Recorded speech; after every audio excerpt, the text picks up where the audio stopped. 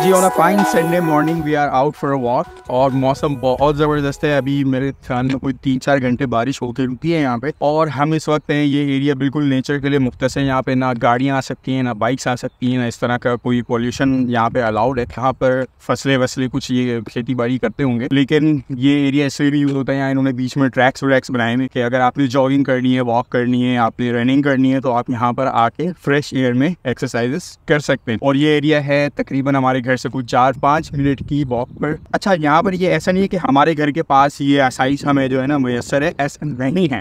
यहाँ पे जितने भी रेजिडेंशियल एरियाज होते हैं, चाहे आप अपार्टमेंट में रह रहे हो, इवन कि आप स्टूडेंट्स वोनहाइम में रह रहे हो, मतलब स्टूडेंट डॉर्मेटरीज होती है, जब आप यूनिवर्सिटी में पढ़ रहे होते हो, स्टूडेंट होते हो, तो वहाँ भी इस बात का ख्याल रखा जाता है कि आसपास इस तरह का एरिया हो, चाहे पार्क हो, चाहे कुछ इस तरह का एरिया हो, जहाँ पर आप इस तरह की एक्टिविटीज़ कर सको, जहाँ आप फ्री फ्रेश एयर में जाके रनिंग, वॉक, जॉग, योगा, इस तरह की एक्टिविटीज़ परफॉर्म कर सकें।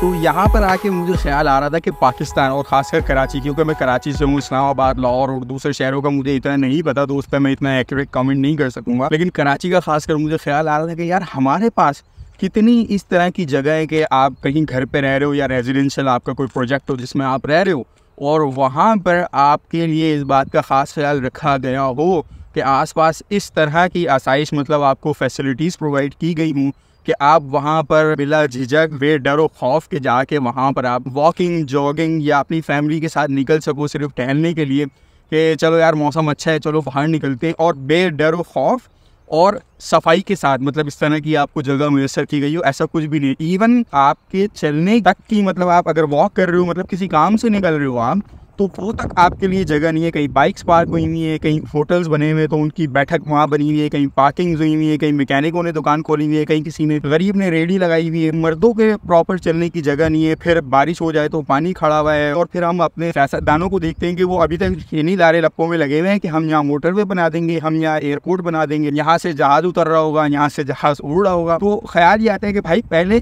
चलने की जगह, जो बेसिक से बेसिक एक नीड है इंसान की और शहरी की, भाई पहले चलने की जगह तो हमें प्रॉपर दे दो। उसके बाद आप ये मोटरवे और ये जहाज और एयरपोर्ट्स ये आप बनाते रहना, लेकिन उस तरफ कोई नहीं है। और सिर्फ लारे लप्पे ये दिए गए हैं कि जी हम अरबों खरबों ले आएंगे और मोटरवेज बना देंगे और जहाज और एयरपोर्ट्स बना देंगे और ये कर देंगे और वो कर देंगे।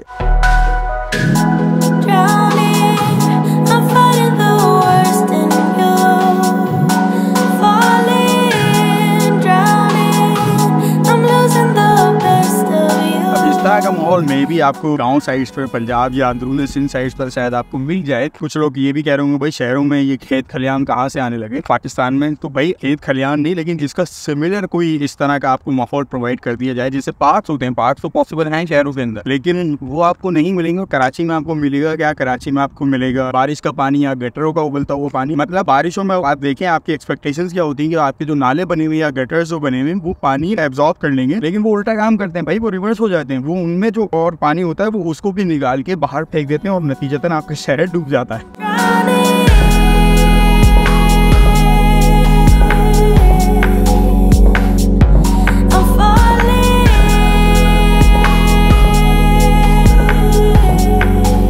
यकीन माने इस फ्रेश एयर में घूमने का, रोम राउंड करने का तो वो मज़ा है ना, वो मतलब हम भी घर से निकलते हैं कोई आधे पौने घंटे के लिए कि चलो यार वॉक करके आते हैं, और हमें मतलब घंटे से ऊपर ही लग जाता है, कभी 1 घंटा, कभी 1.5 घंटा, और टाइम ऐसा निकलता है कि पता ही नहीं चलता। और फिर यही चाह रहा होता है कि चलो यार और घूमते ही रहते हैं। मतलब चिड़ियारी की आपको आबो हवा, ये माहौल जो है ना, ये बहुत ज़बरदस्त लगता है। और लेकिन कराची में हम इससे सिर्फ महरूम नहीं है, हम इमेजिन भी नहीं, हमें पता ही नहीं है कि ये हमारा जो है राइट है या ये हमारी बेसिक नीड है, या इसका हम पर, हमारे माइंड पे, हमारे सेहत पर कुछ असर होता है, ये हमारे दिलो गुमान में नहीं। तो चले जी, आज के लिए बस इतना ही। अगर वीडियो अच्छी लगी हो तो लाइक करें, कमेंट करें, सब्सक्राइब करें, शेयर करें, और अपनी राय का भी इज़हार ज़रूर करें। व्हाट डू यू थिंक कि हम कहाँ ऐसे गलत हो गए कि ये बेसिक जो नेसेसिटीज़ है, जो हमारी बुनियादी सहूलियात हैं, ये एम्यूनिटीज़ और ये फैसिलिटीज़ और ये हमें भी हमारे ज़हन मान में भी नहीं है कि ये हमारे पास पहुँच जाएंगी। और ये गोरे कहाँ इतने सही हो गए